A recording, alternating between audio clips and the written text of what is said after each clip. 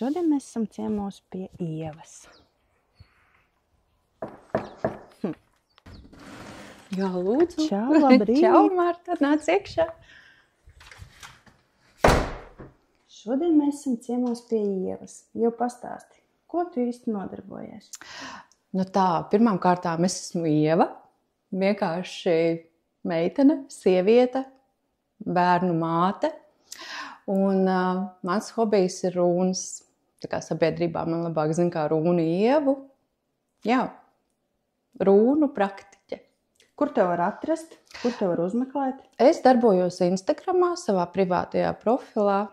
Jā, jo tāpēc, kad cilvēkam ir jāsajūt, vai mēs varam kopā sadarboties, vai mūsu enerģijas sakrīt.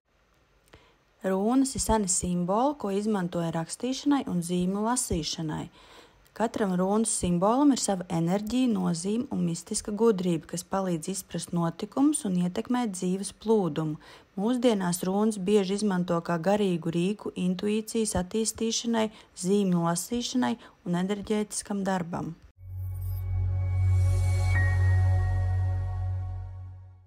Rīts ar meditāciju vai vakars ar zvaigznēm? Vakars ar zvaigznēm.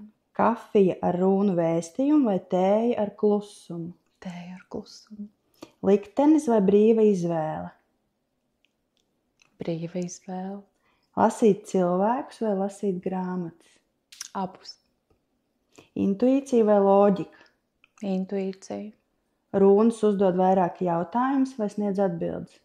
Sniedz atbildes. Māksla saprotama vai abstrakta? Abstrakta. Viena lieta, ko cilvēki bieži pārprot par rūnām. Ka tas ir maģija, ka tas ir kaut kas tāds, kas nav eksistējis. Maz informācijas. Augsta pelde vai silta pirtiņa? Īstenībā neviens, ne otrs.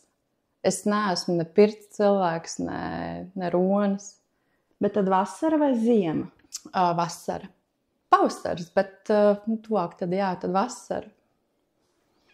Krāsainas bildes albumā vai telefonā? Albumi, bet man nesanāk. Es esmu nopirkusi albumus, kur stāv tukši. Jā. Bet albumi. Man patīk pie mammas iet un paskatīties. Tāds vecās pašķirs. Jā. Kādu padomu tu dotu pasaulē? Bez ļaunuma. Un būt pateicīgiem. Intuīcija ir katram vai tā tomēr ir Dieva dota dāvana? Es domāju, katram. Tikai daudz neklaustai. Intuīciju var uztrenēt? Jā. Kā? Piemēram, vienkārši tajā klausoties, un kad tu paklausi, tad saproti, man bija taisnība. Jā. Pēc kurās reizes cilvēks saprot, kad viņam bija taisnība? Parasti vienreiz tu tā kā iedomājies, otrreiz. Katram noteikti savādāk, kad viņš sāk sev ticēt. Jo, piemēram, arī es sev nevienmēr noticu. Bet vajadzētu. Kas ir lielākais pārsteigums, ko dzīve tev ir atnesusi? Bērni. Jo es domāju, ka es nevarēšu būt māte.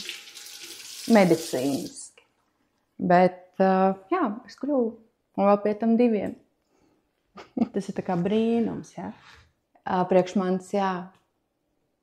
Jo mēs bijām ar vīru iestājušies mākslīgajā paaugļošanas rindā un mazā pieteicās pirms procedūras, kaut kāds pāris nedēļas pirms. Es domāju, ka tas ir brīnums, priekš manis noteikti. Ja nav noslēpums, tas ir, tev mainījās kaut kāda uztvere, domāšana vai brīnums, vai tas tiešām ir tāds brīnums? Zini kā, Marta, laikam tas, kad es zināju, ka kaut kāds process būs priekšā, un es atslābu. Tā kā, kad man vairs nebija jāmeklē ceļš, kāpēc, jo mums bija daudz zaudējumi. Un es tā kā uzticējos ārstam un vienkārši nomierinājos un atslābu. Zināju, ka kaut kas notiks un kad ir iespējas. Tie zaudējumi, tie bēdu brīži, kas tev lika piecelties tā kā kājās? Ja godīgi. Viss kopā, bet ļoti, ļoti grūti bija. Vienu mazo mēs zaudējām, tas ir auglis medicīniski, bet lielā laikā. Un sievietei jāaiziet cauri tam mirklim, kad tev ir jāpiedzemdē savs mirušais mazulis. Zin kā, bija tā, kad es neatceros kaut kādu laiku posmu pēc tam. Es pilnīgi neatceros, jo man liekas, ka es biju kaut kur, nezinu kur. Jā, bet varbūt arī egoistiski kaut kur noliku to malā, bet tad, kad pieteicās meitiņa, tad man bija sajūta, ka tā dvēsele ir atnākusi pie manis atpakaļ, un man bija pilnīgs miers. Jā, laikam kaut kā tā. Bet vai to var kādreiz tā izdzēst no prāta? Noteikti, ka nē. Bet es esmu uz kājām, man ir dēļ kā. Vai ir taisnība, kad laiks dziedē visas sāpes, brūces? Es uzskatu, ka jā. Noteikti. Manā gadījumā jā.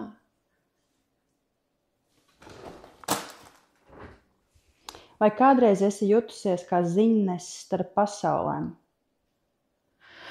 Jā, ir gadījumi bijuši, kad atnāk tāda kā, pat nevar pateikt, tas nav tāds ilgs mirklis, bet tāds klikšķis, un ir tā bilde, un tad, kad es cilvēkam pasaku, vai tas ir kaut kā saistīts, un viņš pasaka, jā, tas ir mans tētis, kurš nomira, jo es redzu pilnīgi tēlu detaļās, bet tas nav ilgi.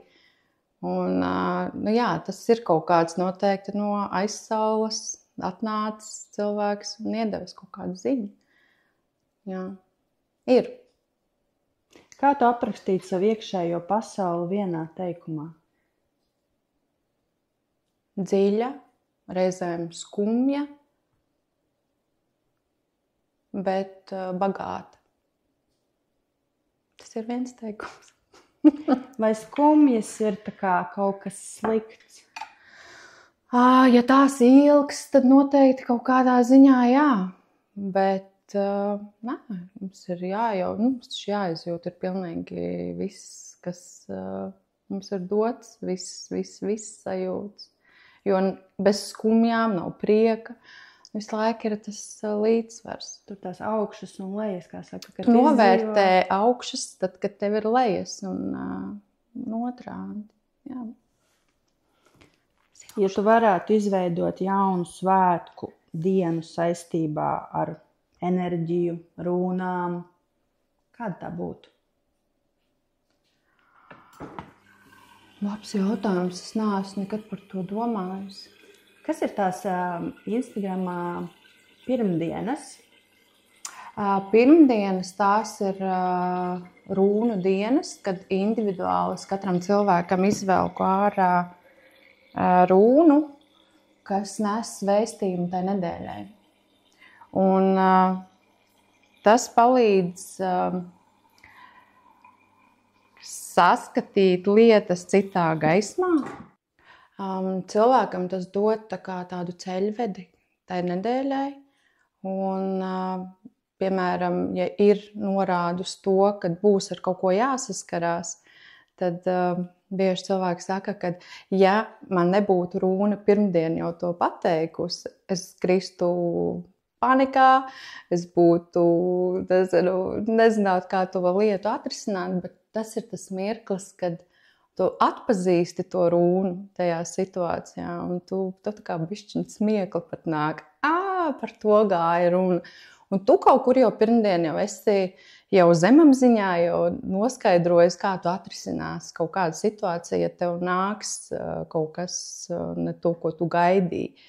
Bet tas ir arī kā iedrošinājums. Daudzi meklē zina, ka tajā nedēļā būs kaut kas ļoti svarīgs, un viņi tajā vēstījumā atrod atbildi. Jā, kaut kā tā. Ja man jautātu, tad es teiktu, man ļoti patīk tavas runu vārdu izskaidrojumi. Tad es tev iedodu gan apsveikumu, tu esi atcerējies par viņu, gan tādu raksturojumu. Un cilvēki tā kā atbild, wow, ja? Tas no manis, to neesmu es rakstījusi, bet to ir rakstījusi Ieva. Un tā kā liekas, ka runas tik ļoti var pateikt par pašu cilvēku vārdu un personību. Jā, īstenībā tas priekš manis arī ir tā kā atklājums. Jā, tas atnāca pilnībā negaidot. Tā viena sieviete, kas ir, kā viņas sauc, tie bija sociālo tīklu kursi, un viņa uzņēmumiem palīdz cilvēkiem tā kā attīstīties, skatīties no kaut kādiem citu skatu punktiem.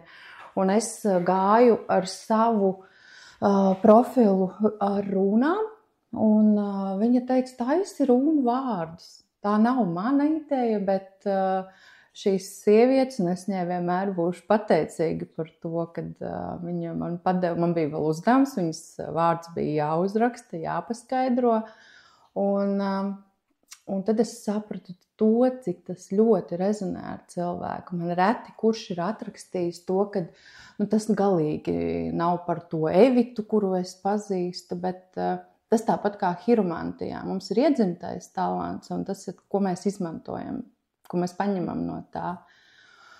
Un runām arī ir apgrieztā nozīme. Un es uzskatu to, ka ja cilvēks ir pilnīgi pretēji tam, ko tā kā tajā skaidrojumā esmu uzrakstījusi, ka tas ir tas brīdis, kad cilvēks neizmanto savu iedzimto potenciālu. Protams, tas nav tā, ka tā ir vienīgā patiesība.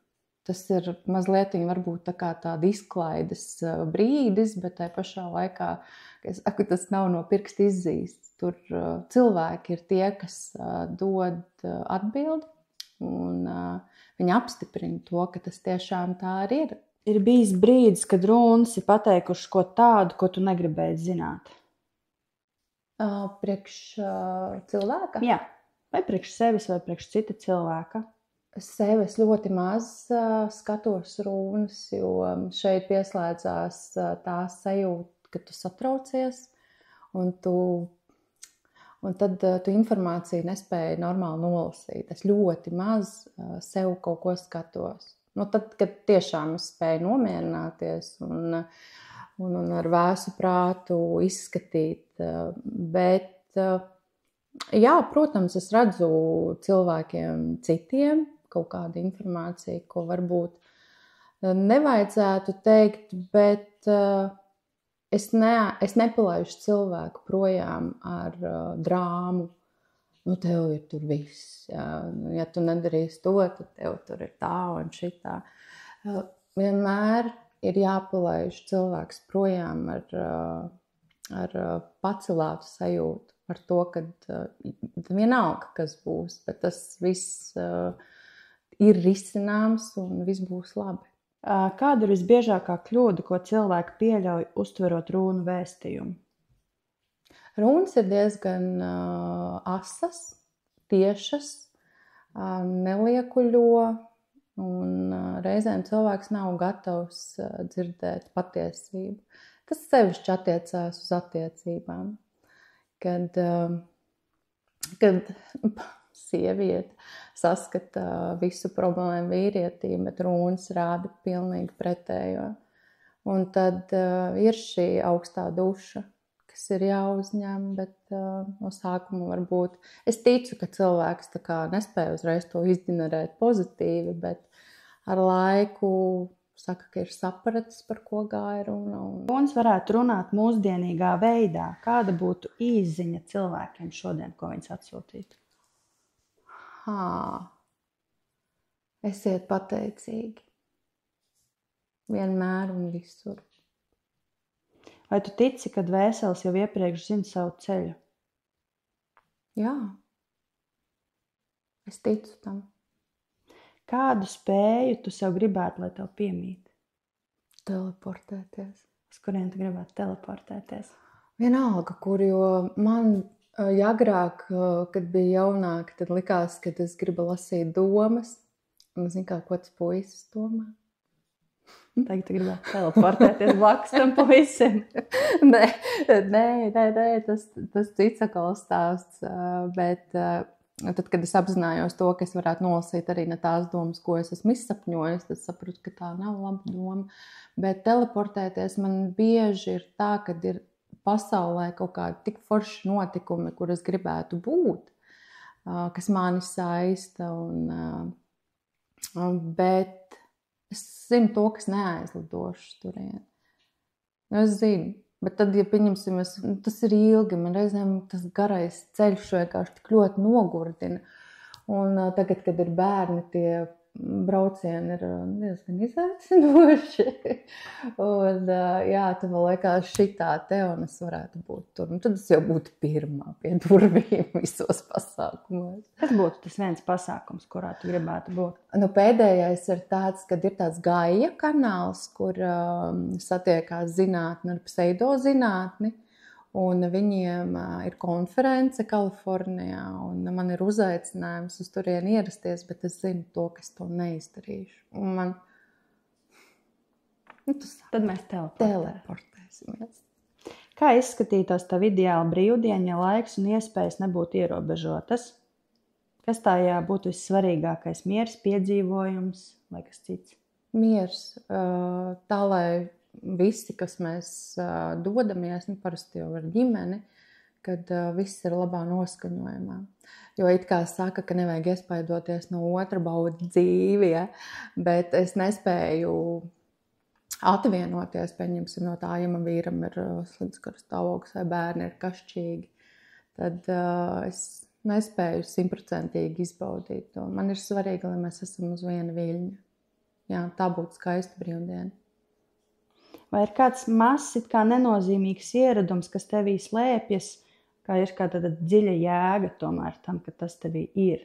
Daudz saka, kad es esmu ēteriska, kad sajūtu mieru, kas man liekas ļoti dīvaini, jo es iekšēji esmu ļoti trauksmaina.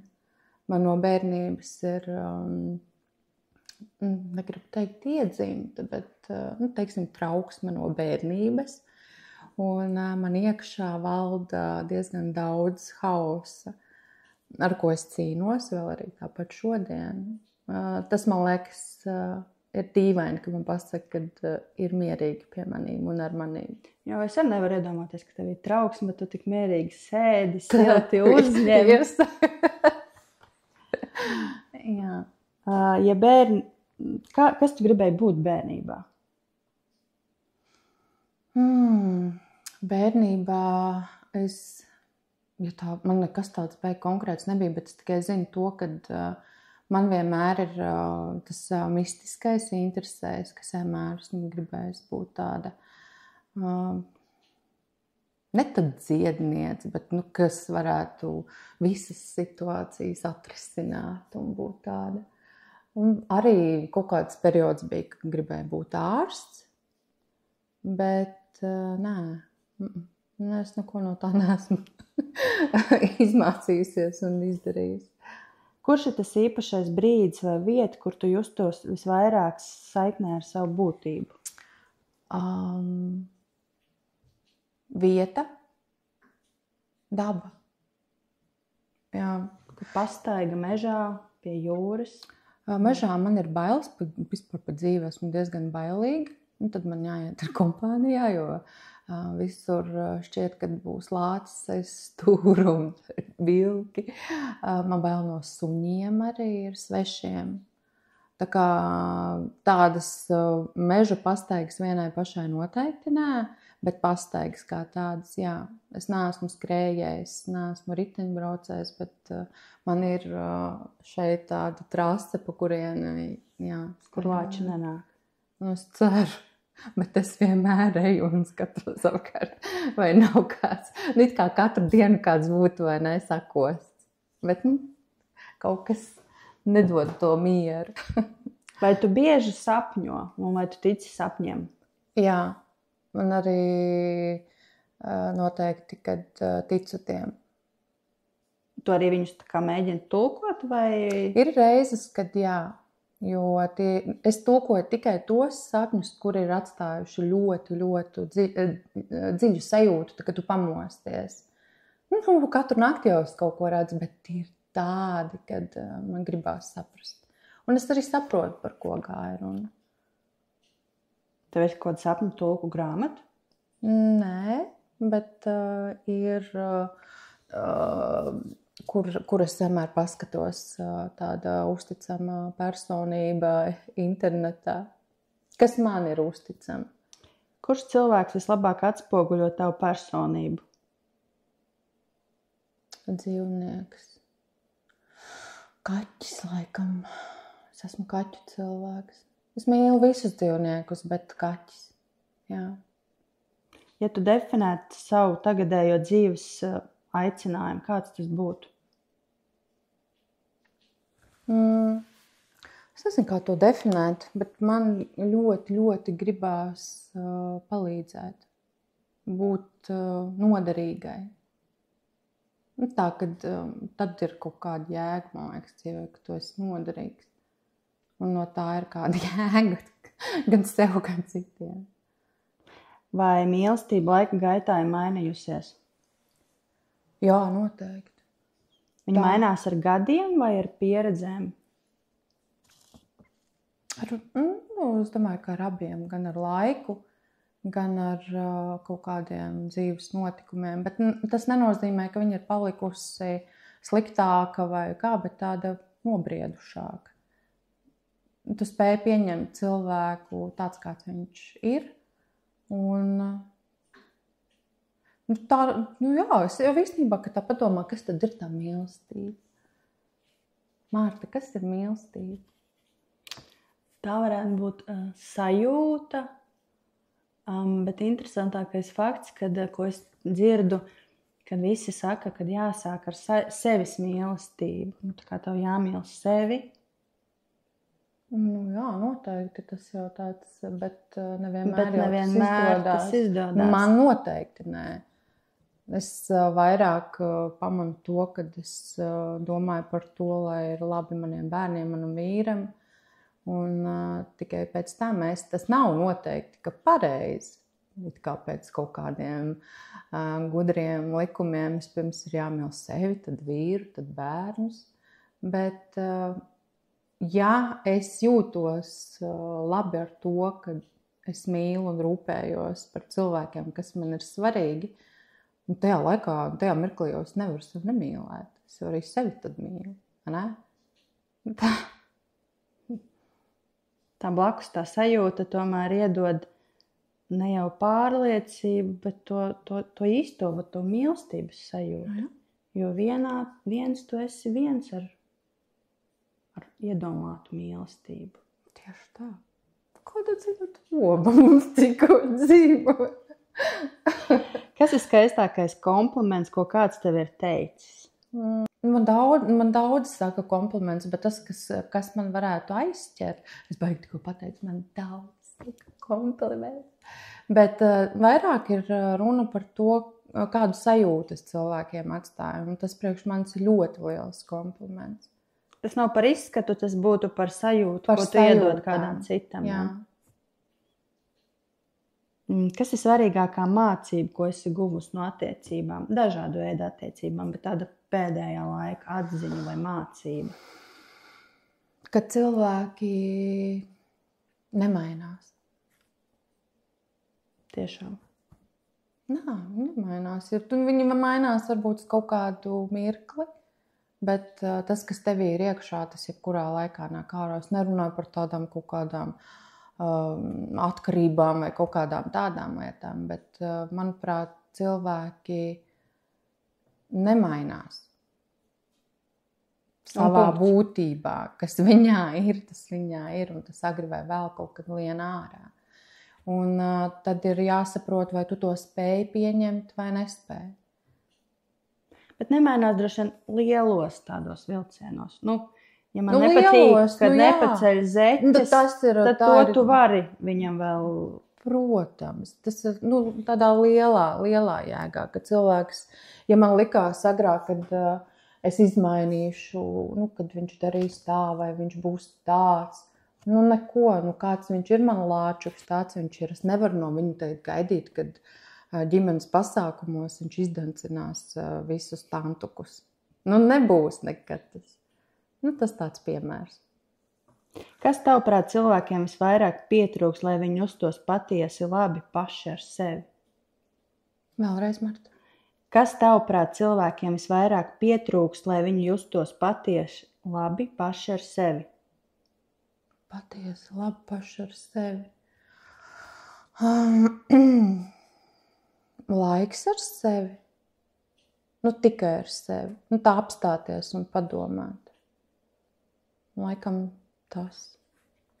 Jo bieži mēs tā kā virspusēji skatāmies uz savu dzīvi.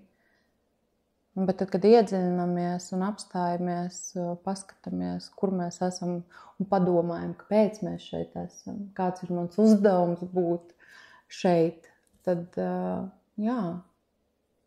Laikam bieži vien tajās attiecībās, mājas, ģimenes, darba attiecībās, kad tu esi tādā aplī iegājies, man liekas, bieži vien cilvēks aizmirst, neiet runa varbūt par mīlestību pret sevi, bet kas tev īsti garšo? Ko tev patīk darīt? Nevis tāpēc, ka kolēģi iet tur pusdienās, bet varbūt man patīk vispār kaut kas cits. Piekrītu pilnībā. Kādu vērtīgu dāvanu tu vari sniegt citiem caur savu darbu un būtību? Ja cilvēks ir atradis atbildi, lai gan man liekas, ka viņi visi zina tās atbildes palielam, tikai noliedz vai kas kuram. Man liekas, atbildes uz grūtiem jautājumiem ir dāvana. Vai mīlestība un rūpes par sevi dabisks instinkts, vai tomēr jāapgūst un jātrenē? Jāapgūst. Kas tevī rada īstu mieru? Cilvēki. Tu viņi mīļi cilvēki saskrien mājās un ir tāds hauss, bet tevī ir miers. Jā. Man pagājušo nedēļu nodzīvoja pie manas bērnības draudzene. Vispār es esmu vienpata tā palielam. No sākuma likās, kā tas būs, tagad viņi ar bērniņu atbrauks un kā es to varēšu izturēt. Man ir tā, ka viena diena pat maz un divas pat daudz. Bet tad, kad viņi atbrauc, viņi Skotijā dzīvo. Es tik mierpilni un labi nebija pavadījis laiku ļoti sen. Tas, kad tev ir cilvēks, ar kuru tu jūties kā savās mājās, kā mājās, tad tas ir man miers, kad tu esi kopā ar cilvēkiem, kur tev nav jāizliekās. Tu esi tas, kas tu esi. Tā ir brīvība un miers. Vai tava izpratne par skaistumu un laimi laika gaitā ir mainījusies? Par skaistumu un laimi? Jā. Bija, būtībā tas tā atskatoties pat nesen gadi 6 atpakaļ, man likās, kad visa laime ir naudā, dārgās lietās.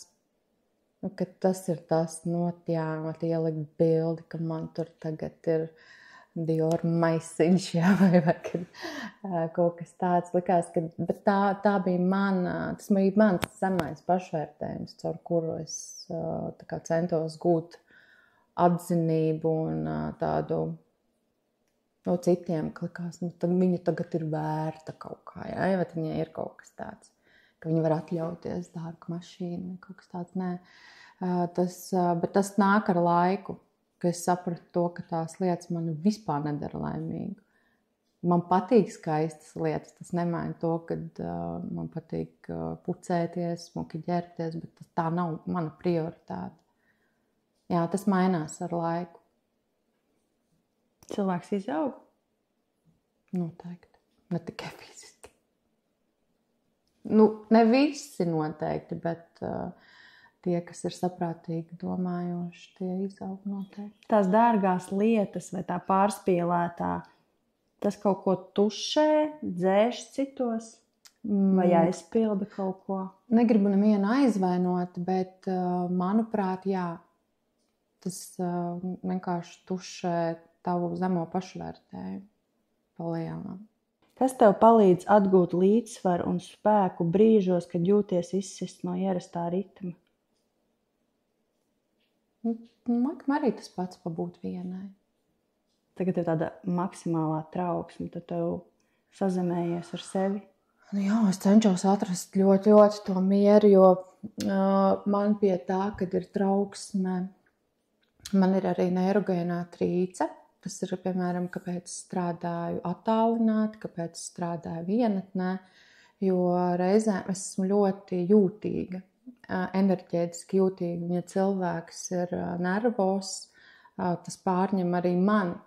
Un es nevaru pastrādāt, es nespēju nolasīt to vēstījumu, to, ko, ne jau, ka nevaru, bet es neesmu, man nav tāda sajūta, es izdarīju tīru darbu. Un tā kā liekas, kad ir bijis pat daudz, kad skatās manīm.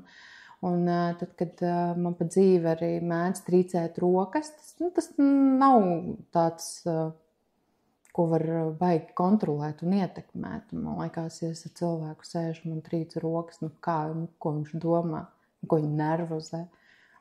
Es nenervozēju, es tevi jūtu, un man tas traucē. Tāpēc man ir strādāju attālināti, varbūt ar laiku pieredzi tas mainīsies, bet tas ir tas mirklis, kad es ieeju pilnīgi kaut kādā citā laika līnijā, kuras jūtos mierīgi un droši, un to informāciju ļoti labi nolasu. Vai ir kāda doma vai citāts, pie kura atgriezies atkal, un kas tev palīdz? Es spējos, kad vecais labais teiciens, kad viss, kas notiek, notiek uz labu. Viņš ir vecs kā zeme, bet tā tiešām arī ir. Zelta vērts. Jā. Vai tev ir kāda īpaša metode, kā piepildīt savas vēlmes un mērķus? Man nav tāda liela mērķa, man ir mazi mērķi. Jo liels mērķis man liekas, ka tāda baigo atbildība, un tad tas liekas satraucoši. Bet tie mazie mērķīši, es vienkārši viņam eju, man nav tādas nekādas metodas. Sasniedz, atķeksē, dodies tālāk. Es to izdarīju. Vai ir kaut kas tāds, ko tu gribētu pajautāt man? Marta, es domāju par to, kas tev cilvēkā liekas skaists? Man cilvēkā liekas skaists sajūtu, ko viņš man dod, esot viņam blakus. Tas siltums, ko tu iespējams sajūti. Laikam jā, tā sajūta. Tas, man liekas, ir tas skaistums, jo ar vārdiem, cik jauki, ka tu te atnāci, vai cik jauki, ka tu te esi, bet tu jūties šeit galīgi lieks. Kāds būtu vēstījums citiem cilvēkiem, ja pēc 30 gadiem viņi klausītos šo interviju? Es laikam baigi atkārtojos par to, bet vēstījums par pateicību. Esiet dzīvē pateicīgi par visu. Tas nav tikai par materiālo, par katru lietu, kas tavā dzīvē notiek, un par katru dienu, kas tev ir dota. Esiet pateicīgi. Vai cilvēkiem jābūt pateicīgiem arī par sliktām sajūtām, epizodēm, notikumiem? Varbūt ne tādiem krimināliem, bet Nē, tas, kā lai saka, atkarībā kā tu tās uztver un kas ir tā sliktā lieta. Ja tu spēj viņu izģenerēt un saskatīt tajā labo, tad jā, jo nav, kā jau teicu, nav tikai slikts, ir arī labs, un pēc sliktā nāk labais un tādi. Bet par ļaunumu pasaulē vispār, ja tu man uzdot jautājumu par burvju nūju, ko es redzēju citās intervijās, tad es noteikti gribētu, lai man tāda ir. Un tas varbūt izklausās traki, bet es gribētu atbrīvot pasauli no ļaunuma, no ļauniem cilvēkiem, kad visu laiku ir jācīnās, labajam jāpierāda, kad tas ir spēcīgāks kaut kas. Un tas nenozīmē, ka ļaunums ir jāpieņem. un ka jāpasaka paldies par to, bet atrast to spēju, pārvērst to, neutralizēt labās vibrācijās. Neiet ar ļaunu pret ļaunu. Kas tad notiek? Ļaunums tikai vairojās. Tas nekur nepazūd. Pret ļaunu ir labāk ar labu vai neitrāli? Labi. Tas nenozīmē pieņemt un piedot. Bet, kas sievietēm bieži liekas, ka viņām ir lāsti, ja? Lai tev viss iet atpakaļ. Nu, nē, tur jau viņš nekur nepazudīs, viņš laiku kaut kur staigās. Vienkārši pasaka, pārvērš to mīlestības enerģijā. Lai tas atgriežas pie saimnieka. Viss. Ieva, nu paldies, tā kā mēs finišu taisnējam, atnesu tev dāvanu. Māte, paldies! Tas ir enzīmu dzēriens, fermentēts dzēriens, kas palīdz sašķelt ēdienu, līdz ar to tev vairāk ir enerģijas un vairāk uzņemtie minerālu vielas. Un nobeigumā, ja interesē, var pasūtīt cilvēku bioveikals.com. Un nobeigumā tad es varētu pateikt, Ieva, no sirds pateicos tev par šo burvīgo sarunu, par tavu atvērtību, intuīciju un spēju izgaismot neredzamo. Tavs vēstījums uz dzīvi rūnām ir kā ceļazīmes, kas palīdz ikvienam labāk saprast sevi un savu ceļu. Paldies, ka ielaid mani savā pasaulē, vietā, kur zināšanas savijas ar sajūtām, kur tu ar sirds siltumu un mieru dalies tajā, ko pat esi izzinājusi un piedzīvojusi, kā dzirdējām pārdzīvojusi. Tava spēja lasīt starp rindām, uzticēties intuīcijai un sniegt viedus vārdus ir patiesi īpaša dāvana. Un jums, dārgie klausītāji, ceru, ka šī saruna ne tikai ir interesanta, bet arī nesakārdu vērtīgu atziņu tieši jums, uzticēties savām sajūtām, ieklausīties sevi un varbūt kāda atbilde jau gaida jūs turpat blakus. Tikai jāieklausās, kā arī jābūt pateicīgiem. Tā kā Ieva, paldies tev par Paldies tev, Marta.